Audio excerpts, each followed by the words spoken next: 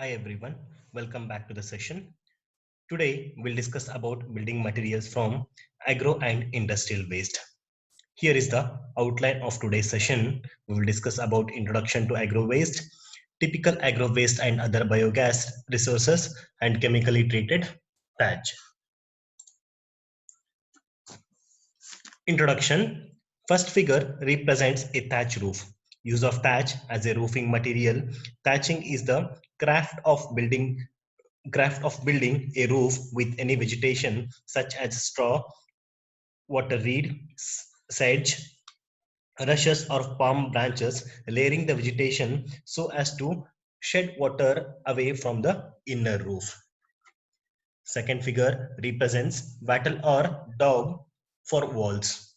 Wattle or daub is a composite building material used for making walls, in which a woven lattice of wooden strips called wattle is daubed with a sticky material usually made up of stone combination of wet soil, clay, sand, etc. Third figure in the slide represents flooring using cow dung. As you all know, cow dung is used in the villages for flooring purpose. Not only for flooring, but also can be used on the outside walls of a house. Cow dung is antiseptic in nature, free from bacteria. It does a good job of killing the insects. Moving on to the next slide.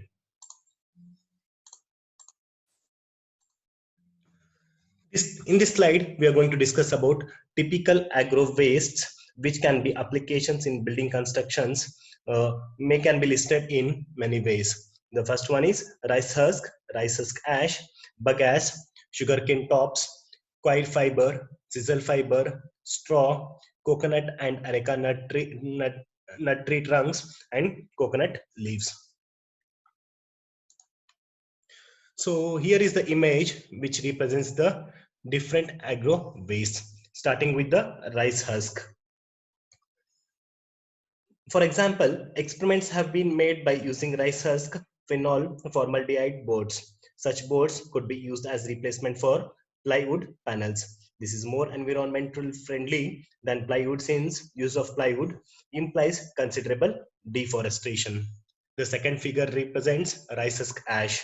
Rice husk ash, when rice husk is burnt under controlled conditions, results in amorphous silica with excellent pozzolana properties. This has been discussed in detail in the last session. And the next one is bagasse. It is a dry pulpy fibrous residue that remains after sugarcane is crushed to extract their juice. It is also used as a biofuel for production of heat, energy, and electricity. And the next figure represents straw fiber and sugarcane tops. Use of straws or sugarcane tops for thatching is well known. Straw is not very durable, and where the rainfall is more than 1000 mm per year, it may not last more than 1 year, while the sugarcane tops are more durable and there can be examples of lasting more than 5 years. Next figure represents coconut fiber and sisal fiber. It is a natural fiber extracted from the husk of coconut and used in products such as floor mats, door mats, brushes, and then mattresses, etc. Coir, it is the fibrous material found between the hard internal shell and outer coat of a coconut.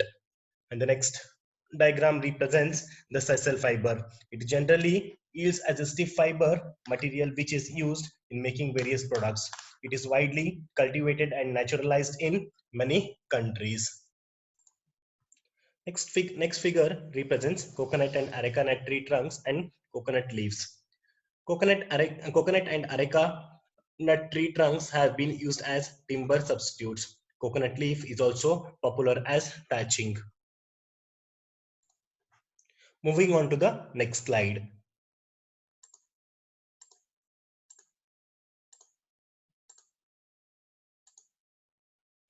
So the next slide is all about chemically treated thatch. Treatment of thatch has been attempted in India to improve the life of thatch. Two technologies have been used for this purpose. The first one refers to the treatment of thatch like material by dipping in copper chrome boric acid solution. Here, the thatching material is dipped in a solution containing 1% copper sulfate, 1% potassium or sodium dichromate, and 1 to 5% boric acid for a period of 2 hours. After removal of the thatch and drying of the surface, the material can be bundled and used for thatching. One such experiment was carried out as ASTRA in Indian Institute of Science in Bangalore in the year 1978 by using grass thatching.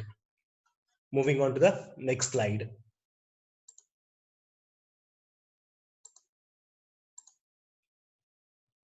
In the second technique developed in regional research laboratory, which is developed in regional research laboratory, it involves dipping coconut leaf in copper sulfate solution and subsequent coating with cashew nut shell liquid and kerosene.